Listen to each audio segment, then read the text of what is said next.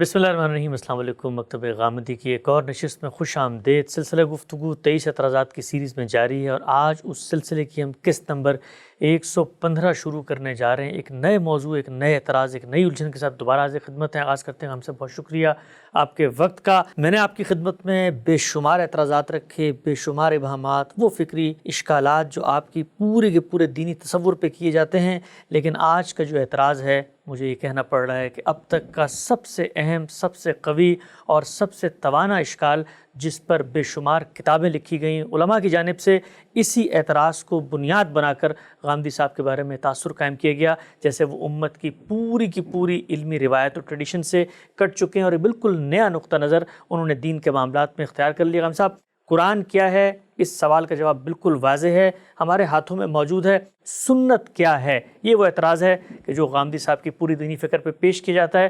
خلاصہ کیا اس اعتراضات کا؟ کہا یہ جاتا ہے کہ غامدی صاحب نے سنت کی اصطلاح، اس کی تعریف کو مکمل طور پہ تبدیل کر دیا ہے۔ اسی طریقے سے سنت کے اندر جو جو چیزیں شامل تھیں ان کی فہرست کو بھی محدود کر دیا اور ایک بڑی تعداد سنن کی اس سے نکال دی ہے۔ اور اسی طرح یہ کہا جاتا ہے کہ سنت کا ماخذ اور مصدر، جہاں سے سنت اخذ کی جاتی ہے، اس پیمانے اور معیار کو بھی غامدی صاحب نے تبدیل کر دیا۔ غامدی صاحب، ایک ابتدائی سا خلاصہ آپ کی خدمت میں رکھا۔ ہمیشہ کی طرح اس سیریز میں ہماری یہ کوشش ہوتی ہے کہ اس طالبانہ سفر کو سمجھیں جہاں سے آپ گزرے ہیں۔ مجھے سب سے پہلے یہ بتائیے گا، یہ پورا کا پورا تصور سنت آپ کے نزدیک کیا ہے؟ کیسے متعین ہوتا ہے؟ کیسے اس نتیجے تک آپ پہنچے کہ سنت کی یہ تعریف ہے، یہ سنت کی تعداد ہے اور یہ سنت کا مقصد ہے؟ اس بحث کا ایک مقدمہ ہے، اسی سے بات شروع کرنی چاہیے۔ میں انسان کی حیثیت سے اللہ کی ہدایت کا محتاج ہوں۔ میری عقل مجھے یہاں پہنچا دیتی ہے کہ میں ایک مخلوق ہوں اور میرا کوئی خالق ہونا چاہیے۔ یہ انبیاء علیہم السلام ہیں جنہوں نے مجھے میرے خالق سے متعارف کرایا ہے۔ میں جب اپنے خالق کی معرفت حاصل کر لیتا ہوں تو اس کے ساتھ ہی میرے سامنے یہ سوال بھی آ جاتا ہے کہ میرے خالق کی مرضیات کیا ہیں، وہ مجھ سے کیا چاہتا ہے، اس نے مجھے اس دنیا میں کیوں بھیجا ہے، میرا انجام کیا ہوگا، میں مر کر مٹی میں مل جاؤں گا یا مجھے ایک دن اس کے سامنے جواب دہ ہونا ہوگا۔ اسی سے یہ بحث پیدا ہو جاتی ہے کہ جو کچھ بھی ہدایت اس پروردگار نے دی ہے یا جو مجھ سے مطالبات کیے ہیں یا اس کی مرضیات کا جیسا کچھ بھی علم مجھے حاصل ہوا ہے، یہ آخر کہاں سے حاصل ہوا ہے؟ اللہ تعالیٰ کی کتاب قرآن مجید نے، جس پر ہم بہت تفصیل کے ساتھ گفتگو کر چکے ہیں، 2 اور 2 4 کی طرح یہ بتا دیا ہے کہ انسان کو جب پیدا کیا گیا تو اللہ تعالیٰ نے اپنی ہدایت اس کی فطرت میں ودیعت کر دی۔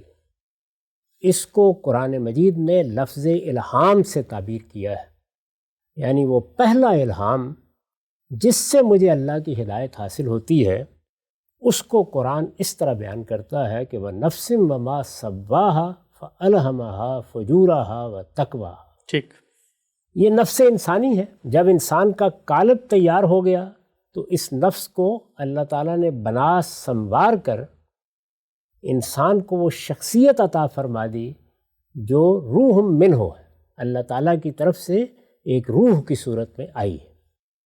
وہ شخصیت شعور رکھتی ہے۔ اس شعور کا ایک بہت بڑا حصہ یہ ہے کہ اس کے اندر فجور و تقوی کو الہام کر دیا گیا ہے۔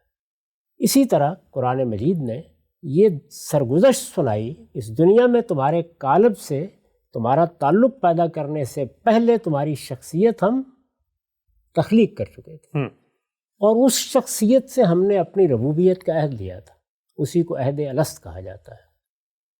اس طرح سے بات کی ابتدا یہاں سے ہوئی کہ دین یا اللہ تعالیٰ کی ہدایت سب سے پہلے میری فطرت میں میرے اندر الہام کی گئی، یعنی ہر انسان کے اندر الہام کی گئی۔ ظاہر ہے کہ میرے ابو الآباء آدم کو جب یہ شخصیت دی گئی تو ان میں بھی الہام کر دی، تو اللہ کے دین کی ابتدا وہاں سے ہو گئی۔ ٹھیک، اس کے بعد اللہ تعالیٰ نے پیغمبروں کا سلسلہ شروع کیا۔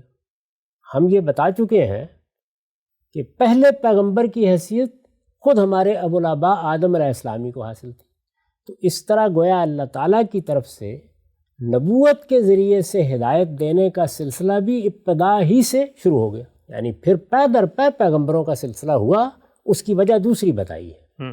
اور سورہ بقرہ میں یہ بتایا ہے کہ پھر ہمیں پے در پے پیغمبر کیوں بھیجنے پڑے، لیکن ابتدا اس کی کہاں سے ہو گئی؟ آدم علیہ السلام سے۔ ان کو اللہ تعالیٰ نے استفا کیا، یعنی ان کو منتخب کیا، ان کو برگزیدہ کیا، اور اس طرح سے وہ صرف پہلے انسان نہیں تھے، وہ پہلے پیغمبر بھی ہو گئے۔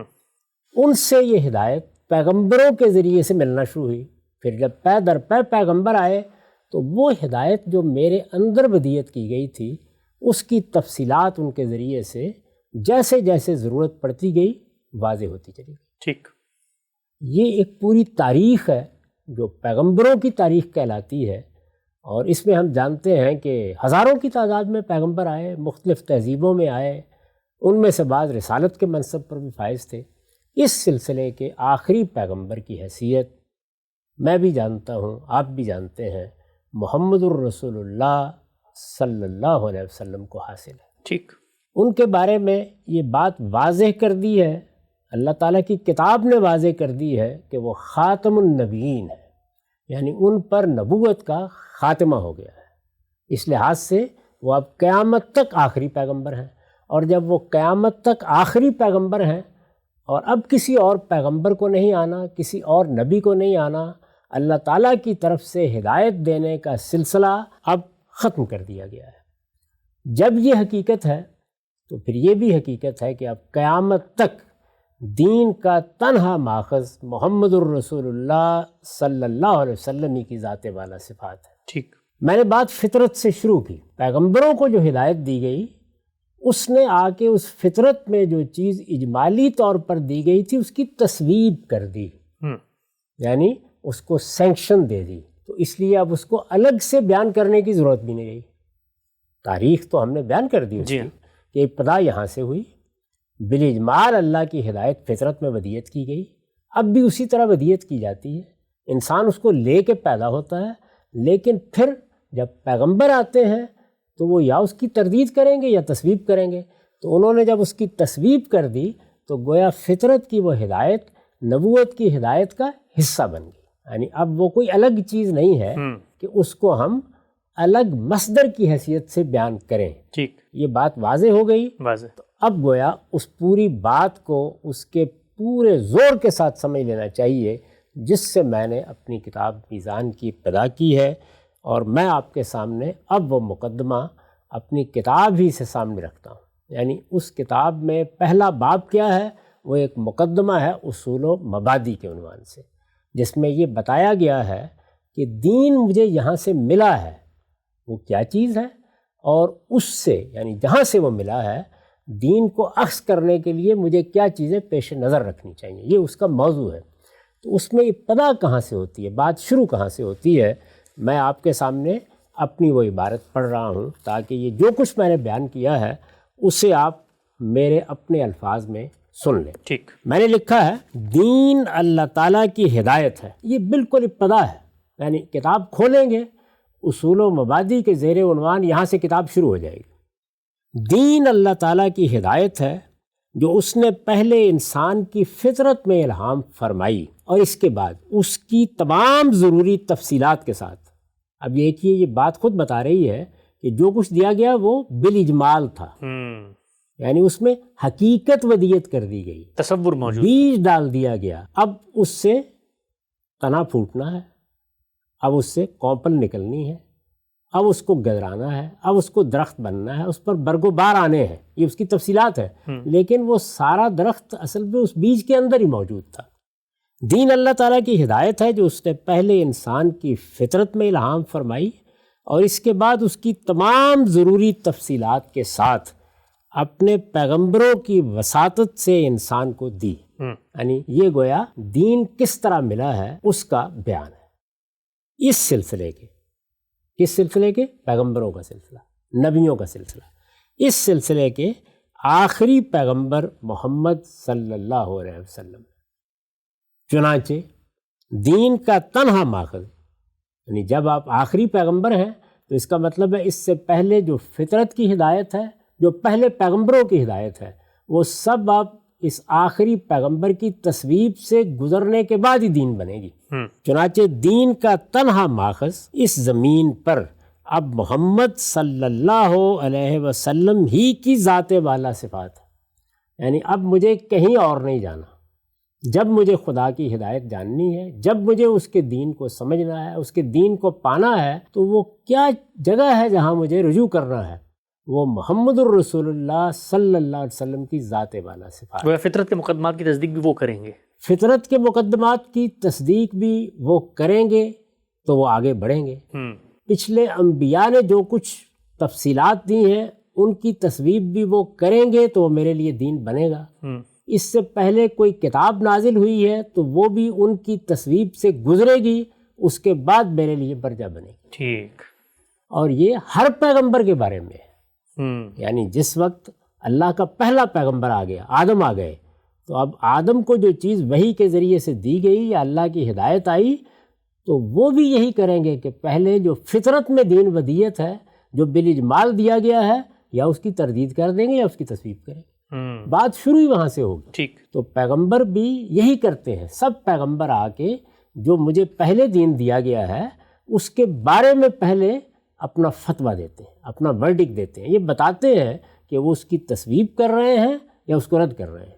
تو ہر پیغمبر نے آ کر اس کی تصویب کی ہے، لہٰذا اب آخری پیغمبر نے بھی اس کی تصویب کی ہے، اس اجمال کی تفصیلات کو مجھ تک پہنچایا ہے، اور جو اس سے پہلے پیغمبر آئے ہیں اور وہ ہزاروں کی تعداد میں آئے ہیں، ان کی ہدایت کو بھی اس پیغمبر کی یعنی آخری پیغمبر کی تصویب کے بعد ہی میں نے مانا ہے۔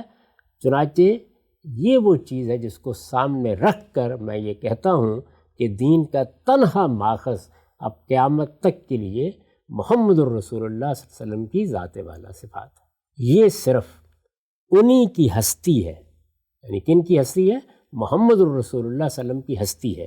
یہ صرف انہی کی ہستی ہے کہ جس سے قیامت تک، کیونکہ آخری پیغمبر ہیں، اب کسی اور کو آ کر اس ہدایت کی نہ تصویب کرنی ہے، نہ تردید کرنی ہے، نہ اس میں کوئی ترمیم کرنی ہے۔ اب جو کچھ ہے وہ محمد الرسول اللہ صلی اللہ علیہ وسلم ہی کی طرف سے ملنا ہے۔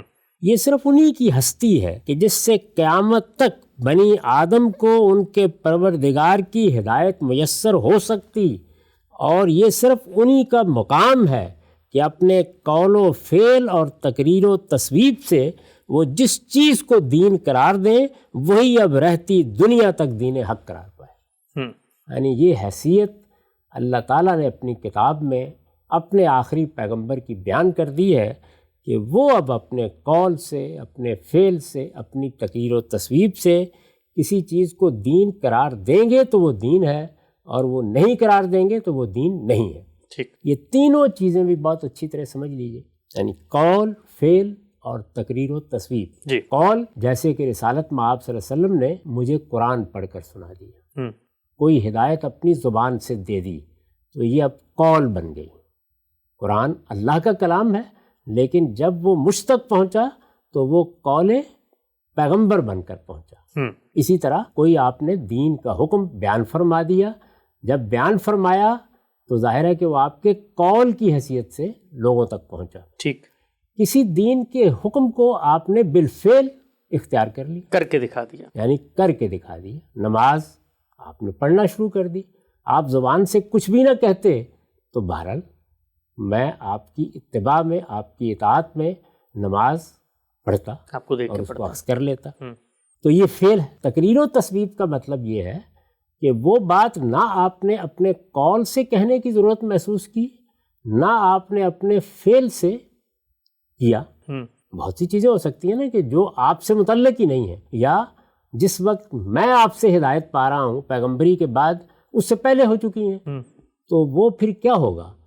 کوئی چیز اگر دین کی حیثیت سے پہلے سے موجود ہے، اب دیکھیے پہلے سے فطرت موجود ہے، پہلے سے پیغمبروں کی ہدایت موجود ہے، تو اگر قول اور فعل سے اظہار نہ بھی ہو تو آپ اس کی اگر تصویب کر دیں گے، یعنی آپ کے سامنے وہ کام کیا جائے اور آپ اس کو دین کی حیثیت سے قبول کر لیں، تو وہ بھی دین بن جائے. اچھا، تو یہ تینوں اصطلاحات واضح ہو گئی. تقریر کا لفظ یعنی زبان سے تقریر برقرار رکھنا، یہ اردو کا تقریر نہیں ہے. ٹھیک. تقریر و تصویب کا مطلب ہے ایک چیز پہلے سے موجود ہے، لوگ اس پر عمل پیرا ہیں، رسول اللہ صلی اللہ علیہ وسلم کے سامنے وہ عمل کر رہے ہیں، قربانی دے رہے ہیں، حج کر رہے ہیں، رسول اللہ صلی اللہ علیہ وسلم نے اس کو روکا نہیں.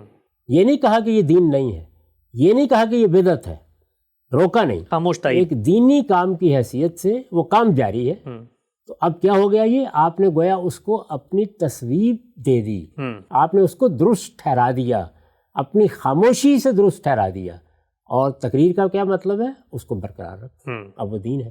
تو اس لیے یہ تین الفاظ بولے جاتے ہیں کہ یہ صرف انہی کی ہستی ہے کہ جس سے قیامت تک بنی آدم کو ان کے پروردگار کی ہدایت میسر ہو سکتی، اور یہ صرف انہی کا مقام ہے کہ اپنے قول و فعل اور تقریر و تصویب سے وہ جس چیز کو دین قرار دیں وہی اب رہتی دنیا تک دین حق قرار پائے. اس کے بعد یعنی رسول اللہ کا کوئی چیز قول نہیں ہے، رسول اللہ کا کوئی چیز فعل نہیں ہے، تقریر و تصویب نہیں ہے، اور جو دین آپ نے دیا ہے اس سے کوئی چیز استنباط بھی نہیں کی جا رہی، تو پھر وہ ہر حال میں بدعت ہے. اچھا، یعنی دین وہی ہے جس کو محمد الرسول اللہ صلی اللہ علیہ وسلم کی طرف سے دیا جائے، محمد الرسول اللہ صلی اللہ علیہ وسلم سے اخذ کیا جائے. یہ چیز ملحوظ رکھتے ہوئے یہ الفاظ اچھی طرح ذہن نشین کر لیجئے، کیونکہ یہ مقدمہ ہے ساری بحث کا کہ دین کا تنہا ماخذ محمد الرسول اللہ صلی اللہ علیہ وسلم کی ذات والا صفات ہے. واضح. اس میں یہ آپ نے غور کیا کہ دین کی نسبت حضور کی طرف ہو گئی ہے. یعنی عام طور پر لوگ خیال کرتے ہیں نا کہ اللہ کا دین ہے، اس پہ کیا شک ہے کہ اللہ کا دین ہے، لیکن وہ ہم تک کیسے پہنچا ہے، وہ محمد الرسول اللہ صلی اللہ علیہ وسلم کے ذریعے سے پہنچا، ایک شخص کے ذریعے سے. اس کو قرآن مجید کیسے بیان کرتا ہے، اس کے لیے میں نے سورہ جمعہ کی آیت 2 کا حوالہ دیا ہے اپنی کتاب میں. یعنی یہ جو مقدمہ ہے یہ اسی آیت پر ختم ہوتا ہے. اچھا، میں نے آپ کو مقدمہ سنا دیا، آیت بھی سن لیجئے. هو الذی بعث فی الأمیین رسولا منہم یتلو علیہم آیاتہ ویزکیہم ویعلمہم الکتاب والحکمہ. اسی نے یعنی اللہ نے، دیکھیے اللہ نے ہدایت دینی ہے، ہدایت اسی کی ہے. اسی نے امیوں کے اندر، امی کون ہیں، عرب کے لوگ، بنی اسماعیل، ان کو قرآن مجید میں امی بھی کہا گیا ہے. کیا مطلب امی کا مقصد؟ یہ اصل میں کتاب اور نبوت سے ایک طویل عرصے تک محروم رہنے کی وجہ سے یہود نے ان کو لقب دے دیا تھا. اچھا، انہوں نے اس کو قبول کر لیا. یعنی یہ واقعہ ہے ایک، اسی کو بیان کیا نا قرآن نے کہ ما کنت تدری مل کتاب ولا الایمان. 2000 سال گزر چکے تھے، تو کتاب، ایمان، اس کی تفصیلات جس طرح یہود کے ہاں تھیں اس سے یہ لوگ واقف نہیں تھے. تو وہ اپنے مقابل میں ان کو امی کہتے ہیں. یعنی یہ مطلب نہیں کہ لکھنا پڑھنا نہیں جانتے تھے. نہیں، یہ تو لوگوں نے خام خواہ اس میں پیدا کر لیا. بہت سے عرب لکھنا پڑھنا جانتے تھے. یہ در حقیقت ایک تعبیر ہے جس سے پوری کی پوری قوم کو ایک عنوان ملا ہے. ٹھیک. اسی نے امیوں کے اندر ایک رسول انہی میں سے اٹھایا ہے. یہ رسالت مآب صلی اللہ علیہ وسلم کا ذکر کر رہا ہے قرآن. اس نے یعنی اللہ نے امیوں کے اندر ایک رسول انہی میں سے اٹھایا ہے جو اس کی آیتیں انہیں سناتا، یعنی اس پر اللہ کا کلام نازل ہوا ہے، وہ اس کی آیتیں پڑھ کے سناتا ہے. یہ تو وہ ذمہ داری ہے کہ جو رسالت کی اولین ذمہ داری قرار پائے گی. اور ان کا تزکیہ کرتا ہے.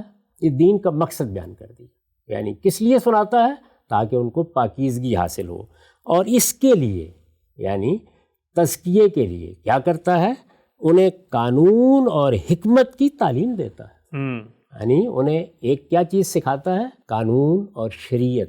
اور دوسری کیا چیز ہے؟ حکمت. تو یہ سارا دین یہی ہے. یعنی دین کے حصے ہی دو ہیں. ایک یہ کہ ہم ایمانیات کی بنیادیں سمجھ لیں اور ایمانیات کیا ہیں یہ جان لیں، اور دوسرے یہ کہ اگر ایمان کا تعلق ذات باری کے ساتھ پیدا ہو جائے تو اس سے ہمارے اخلاق کی کیا صورت بنے گی. تو ایمان و اخلاق کے تمام مباحث کا عنوان ہے حکمت. اور اس اخلاقی اصول پر جو ہمارے اندر سے دریافت ہو جاتا ہے، جب کوئی چیز متعین ہو جاتی ہے تو وہ قانون ہے اور وہ شریعت. ٹھیک. تو دو ہی چیزیں ہیں، یعنی ایمان و اخلاق اور شریعت. شریعت کو آپ سادہ لفظوں میں قانون کہہ لیجئے. شریعت کا مطلب ہی قانون ہوتا ہے. قرآن مجید میں اس کے لیے ایک دوسری تعبیر بھی ہے، لیکن وہ یہاں ہمارا موضوع نہیں ہے۔ ٹھیک، یہاں پر بھی اس آیت میں بھی وہی دوسری تعبیر اختیار کی گئی ہے، یعنی قانون کو الکتاب کے لفظ سے واضح کیا گیا ہے۔ اس آیت کا یہ ترجمہ میں نے کیا ہے، اس میں کیا مدعا ہے یہ اس وقت ہمارا موضوع نہیں ہے کہ اس میں کس طریقے سے مقصد کو بیان کیا گیا ہے، کس طرح سے قرآن مجید کے محتویات کو بیان کیا گیا ہے، کس طریقے سے باقی دین کی ہدایت کے مشتملات بیان ہوئے ہیں، اور پوری بات کو رسالت مآب صلی اللہ علیہ وسلم کی نسبت سے واضح کر دیا گیا۔ یعنی اس میں دیکھیے سب کام پیغمبر کی نسبت سے بیان ہوئے ہیں، وہ آیتیں پڑھ کے سناتے ہیں، وہ تزکیہ کرتے ہیں، وہ قانون کی تعلیم دیتے ہیں، وہ حکمت کی اور تعلیم قول فعل تقریر تصویب تینوں اس میں ہو رہے ہیں۔ ظاہر ہے کہ جب وہ کریں گے تو کیسے کریں گے، تعلیم دیں گے تو کس طرح، سکھائیں گے تو کس طرح، تو اس کے لیے یا قول ہوگا یا فعل ہوگا یا تقریر و تصویب ہوگی۔ ٹھیک، تو گویا اللہ کے پیغمبر کی نسبت سے یہاں پورے دین کے صدور کو بیان کیا گیا ہے۔ گویا رسالت مآب صلی اللہ علیہ وسلم ہے جن سے دین صادر ہوتا ہے، منبع ہیں وہ، منبع کی حیثیت وہی ہے، اور قرآن مجید نے اسی لیے انہی کی جانب نسبت کی ہے، یعنی یتلو رسالت مآب صلی اللہ علیہ وسلم کی طرف نسبت، یزکی رسالت مآب صلی اللہ علیہ وسلم کی طرف نسبت، یعلم رسالت مآب صلی اللہ علیہ وسلم کی طرف نسبت۔ ٹھیک، تو اس طرح خود قرآن نے یہ بات واضح کر دی۔ آیت کے بارے میں جو چند مباحث ہو سکتے ہیں جس میں لوگ اختلاف کر سکتے ہیں، وہ اس وقت میرا موضوع نہیں ہے، لیکن قرآن مجید کی اس آیت نے، اور یہ 2-3 جگہوں پر آئی ہے، یہ بالکل واضح کر دیا کہ دین کا منبع اور دین کا مصدر کون ہے، وہ اللہ کا آخری پیغمبر ہے۔ ٹھیک، اور دین اصل میں کیا ہے، ما صدر عن رسول اللہ صلی اللہ علیہ وسلم من قول و فعل و تقریر و تصویب۔ ٹھیک، یعنی جو چیز اللہ کے آخری پیغمبر سے صادر ہوتی ہے وہ تقریر کی صورت میں ہے، تصویب کی صورت میں ہے، فعل کی صورت میں ہے، قول کی صورت میں ہے، وہ دین ہے۔ ٹھیک ہوگی، یہ بات واضح ہو گئی۔ واضح۔ یہ مقدمہ ہے جس سے ہم اس بحث کی ابتدا کر رہے ہیں۔ اب ظاہر ہے کہ پہلی بحث پیدا ہوتی ہے، اور وہ پہلی بحث یہ ہے کہ محمد الرسول اللہ صلی اللہ علیہ وسلم سے یہ دین صادر ہو گیا، قول سے ہو گیا، فعل سے ہو گیا، تقریر و تصویب سے ہو گیا۔ محمد الرسول اللہ صلی اللہ علیہ وسلم اس وقت موجود نہیں ہے، جی، یہ تو ایک ماضی کا قصہ ہے۔ ہم، یعنی ایسے نہیں ہے کہ ہم اس دور میں ہیں جہاں محمد الرسول اللہ صلی اللہ علیہ وسلم موجود ہیں اور ہم جا کے براہ راست ان سے دین حاصل کر سکتے ہیں۔ وہ دنیا سے چلے گئے، جی، یہ ہدایت دے کر چلے گئے، اپنا قول بھی پیچھے چھوڑ کر چلے گئے، فعل بھی اور تقریر و تصویب بھی۔ وہ ہم تک کس طریقے سے پہنچے گا، یعنی سب سے پہلی بحث یہ ہے، وہ ہم تک پہنچے گا تو ہدایت ملے گی، بالکل، وہ ہم تک پہنچے گا تو ہم اس سے کوئی چیز اخذ کریں گے، وہ ہم تک پہنچے گا تو ہم پر حجت قائم ہوگی، وہ ہم تک پہنچے گا تو ہم اس پر عمل کر کے اللہ کے سامنے جواب دہ ہوں گے۔ بالکل ٹھیک۔ اگر یہ ساری اطلاع جو میں نے اس مقدمے میں بیان کی ہے کہ دین اللہ تعالیٰ کی ہدایت ہے، اس نے سب سے پہلے فطرت میں الہام کی ہے، پھر اس کے اجمال کی تفصیلات پیغمبروں نے بتائی ہیں، پیغمبروں کا سلسلہ محمد الرسول اللہ صلی اللہ علیہ وسلم پر ختم ہوا ہے، محمد الرسول اللہ صلی اللہ علیہ وسلم دین کا تنہا ماخذ ہے۔ یہ سب کچھ بیان کرنے کے بعد بھی میرا سوال، آپ کا سوال، اس زمین پر ہر شخص کا سوال ہر دور میں یہی ہوگا، یہی ہونا چاہیے کہ پھر وہ مجھے کہاں سے ملے گا، کہاں مجھ پائی تک جاتی کیسے پہنچے گا۔ تو پہلا سوال ہی یہی پیدا ہوتا ہے کہ جو دین اللہ کے آخری پیغمبر نے دیا آگے کس طرح منتقل ہوا ہے۔ اس میں اب یہ سوال پیدا ہوتا ہے کہ اس کے آگے منتقل ہونے کے لیے کیا کوئی منفرد طریقہ اختیار کیا گیا ہے، یا دنیا میں جو طریقے رہے ہیں وہی طریقے اختیار کیے گئے ہیں۔ تو دنیا میں تاریخ کیسے منتقل ہوتی ہے، ایک واقعہ ہوا کیسے منتقل ہوتی ہے، ظاہر بات ہے کہ وہ لوگوں کے ہاتھ سے ہوتی ہوئی آتی ہے، لوگوں کی زبان سے منتقل ہوتی ہے، لوگوں کا فعل بن کے منتقل ہوتی ہے۔ ایک چیز اگر میں نے آج کی ہے، میں نے اس کی تصویب کی ہے، تو مجھے جو لوگ دیکھنے والے ہیں وہی اس کو آگے منتقل کریں گے۔ اس کا نتیجہ یہ ہے کہ دنیا میں دو ہی صورتیں ہیں جن میں یہ سب کچھ منتقل ہوتا ہے۔ اچھا، اور اگر آپ غور کریں تو محمد الرسول اللہ صلی اللہ علیہ وسلم کی ہدایت بھی انہی دو طریقوں سے منتقل ہوگی۔ محمد الرسول اللہ کے سوا دنیا کے جو علوم و فنون ماضی میں وجود میں آئے ہیں وہ بھی اسی طرح منتقل ہوں گے۔ اچھا، یعنی کوئی دوسری چیز ہے ہی نہیں۔ اور وہ کیا ہے؟ وہ یہ ہے کہ لوگوں نے ان کو سنا، لوگوں نے ان کو دیکھا اور آگے بیان کر دیا۔ اب لوگوں کے سننے اور دیکھنے کی دو صورتیں ہو سکتی ہیں۔ ایک یہ کہ ایک جم غفیر نے دیکھا ہے، ہزاروں لوگوں نے دیکھا ہے، مختلف جگہوں پر رہنے والوں نے جا جا کر دیکھا ہے، سنا ہے، سمجھا ہے، جانا ہے۔ کوئی چیز سنی ہے اس کو آگے لکھ لیا ہے، یاد کر لیا ہے، اپنے ہاں محفوظ کر لیا ہے، یہی صورت ہوگی۔ جی، اور اتنی بڑی تعداد نے یہ سب کیا ہے کہ نہ تو کسی کے بارے میں یہ کہا جا سکتا ہے کہ وہ ناواقف رہ گیا، نہ یہ کہا جا سکتا ہے کہ اس سے غلطی ہو گئی، نہ یہ کہا جا سکتا ہے کہ اس میں کوئی اختلاط ہو گیا۔ لوگوں نے ہزاروں لاکھوں کی تعداد میں کسی چیز کو دیکھ لیا، ایک واقعہ ان کے سامنے ہو گیا، سن لیا، اب اس کے بعد وہ آگے اس کو نقل کر رہے ہیں۔ ٹھیک۔ ہمارے ہاں اس کے لیے جو پہلی تعبیر علم کی دنیا میں اختیار کی گئی وہ امام شافعی نے اختیار کی۔ اچھا، اور یہ کہا کہ یہ علم العامہ ہے۔ یعنی علم العامہ کا مطلب کیا ہے؟ ایک جم غفیر جو ہزاروں لاکھوں کی تعداد میں ہے وہ اس کو آگے منتقل کر رہا ہے۔ محمد الرسول اللہ صلی اللہ علیہ وسلم عرب میں پیدا ہو گئے، ہزاروں لوگوں نے آپ کو دیکھا، زندگی بھر دیکھا، وہ آگے بتا رہے ہیں کہ ایک شخص پیدا ہوا ہے جو یہ کہتا ہے کہ میں اللہ کا پیغمبر ہوں۔ اب یہ چیز آگے منتقل ہونی شروع ہو جائے گی۔ اصل میں جو کتابیں لکھی جاتی ہیں وہ بھی اگر آپ غور کریں تو ایک آدمی ہے جو آگے اس کو نقل کرتا چلا جا رہا ہے۔ موجودہ دور سے ذرا اوپر اٹھ جائیں، جب چھاپا خانہ ایجاد ہو گیا اور اب انٹرنیٹ آ گیا اور معلوم نہیں کیا کیا آ گیا، یہ تو دور حاضر کی چیزیں جی، یعنی چند صدی پہلے چھاپا خانہ ایجاد ہو گیا اور اب ہم نے اپنے زمانے میں یہ نئے ذرائع دیکھ لیے، لیکن اس سے پہلے دنیا کے اندر انسان ہے جس کے ذریعے سے چیز منتقل ہو رہی ہے۔ ٹھیک۔ تو انسانوں کا جب ایک بہت بڑا گروہ، ایک پوری جماعت، ایک پوری کمیونٹی جب منتقل کرتی ہے اتنی بڑی تعداد میں کہ اس کے کسی جھوٹ پر جمع ہونے کا امکان نہ ہو تو یہ گویا علم العامہ بن جاتا ہے۔ یہی علم العامہ ہے جس کو بعد کے زمانوں میں ہم نے دو اصطلاحات میں بیان کرنا شروع کیا، ایک اجماع، ایک تواتر۔ اچھا، اجماع کا مطلب یہ ہے کہ ایک پوری جماعت ہے، پوری کمیونٹی ہے، اس کا پورا علم کہتا ہے کہ یہ ایسے ہی ہوا ہے معاملہ، یعنی کسی کو اس سے اختلاف نہیں ہے۔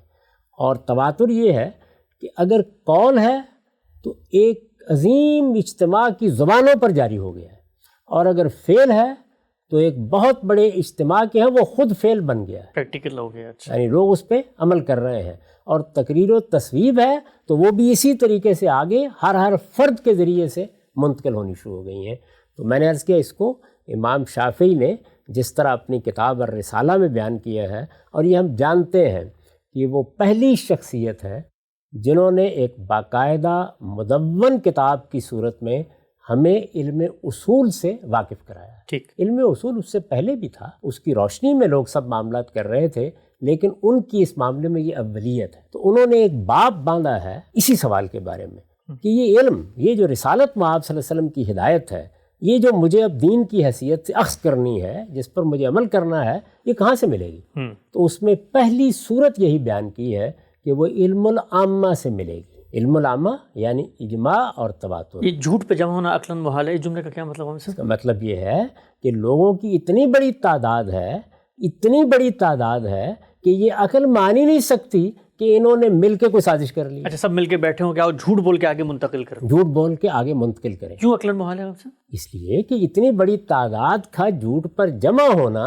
یہ کوئی عاقل باور ہی نہیں کر سکتا کسی طریقے سے۔ اچھا، یعنی میں نے اپنے لحاظ سے کوئی بات غلط کر دی، آپ نے غلط کر دی، کسی اپنے مفاد کے پہلو سے غلط کر دی، کسی حماقت میں مبتلا ہو کے غلط کر دی، ایک جم غفیر، یعنی یہ کیسے مان لیا جائے کہ اس ملک پاکستان میں 22 کروڑ عوام کہتے ہیں کہ قائد اعظم نے پاکستان بنایا اور یہ جھوٹ پر جمع ہو گئے؟ کہیں ملے ہوں گے، بیٹھے ہوں گے، طے کیا ہوگا، یہ عقلاً محال ہے۔ یعنی یہ عقلاً محال ہے، ایسا ہو ہی نہیں سکتا، سمجھ۔ یعنی یہ ممکن ہی نہیں ہے۔ اسی وجہ سے جو اسٹیبلشڈ ہسٹری ہے وہ ساری ایسے ہی منتقل ہوتی ہے۔ مغلوں کی سلطنت ہندوستان میں قائم ہوئی تھی، کارل مارکس نے ڈاس کیپٹل لکھی تھی، علامہ اقبال ایک بڑے شاعر اور بڑے حکیم تھے، بڑے فلسفی تھے، ہمارے ہاں پیدا ہوئے تھے، قیام مشرق ان کی کتاب ہے، بانگ درا ان کی کتاب ہے. یہ کیا ہے؟ یہ اسٹیبلشڈ ہسٹری ہے. ٹھیک. یہ سب کی سب کس طرح منتقل ہو رہی ہے؟ یہ جن لوگوں نے علامہ اقبال کو دیکھا، سنا، پڑھا، انہوں نے سینکڑوں کی تعداد میں آگے یہ بات منتقل کرنا شروع کر دی. یہ ایک ایک شخص کی زبان پر آ گئی ہے، یہ ایک حقیقت واقعہ بن گئی ہے. مغلیہ سلطنت کے بارے میں ہمارا علم بھی ایسے ہی ہے. سائنس کی بہت سی دریافتیں جو اب عالمی سطح پر مان لی گئی ہیں وہ سب اسی بنیاد پر لوگوں کی زبان پر ہیں، اور ایک حقیقت ہے کہ ان کی نسبت نیوٹن کی طرف درست ہے، ان کی نسبت آئنسٹائن کی طرف درست ہے، ان کی نسبت ارسطو کی طرف درست ہے. یہ ساری چیزیں اسٹیبلش ہسٹری یعنی مانی ہوئی تاریخ، مسلمہ تاریخ بن جاتی ہیں، اس لیے کہ لوگوں کی اتنی بڑی تعداد ان کو اپنے مشاہدے کی حیثیت سے روایت کر رہی ہوتی ہے، اتنی بڑی تعداد کہ جس کے جھوٹ پر جمع ہونے کو محالات میں سمجھنا چاہیے. تو فیک نیوز بھی تو کام صاحب لاکھوں لوگ اسپریڈ کر رہے ہوتے ہیں. وہ ایک جگہ سے شروع ہوتی ہے، یعنی اس کی ابتدا کبھی اس جگہ سے نہیں ہوتی، ایک جگہ سے شروع ہوتی ہے. اچھا. کوئی ایک شخص ہوتا ہے، اور جب آپ اس کے پیچھے جاتے ہیں تو ہر شخص یہ کہتا چلا جاتا ہے یہاں تک کہ وہ آخر میں بعض اوقات ایک بھی نہیں نکلتا. وہ ایک جگہ سے صادر ہوتی ہے. ٹھیک. تو یہاں کیا ہے؟ یہاں یہ ہے کہ رسول اللہ کے سامنے ایک پوری جماعت کھڑی ہے.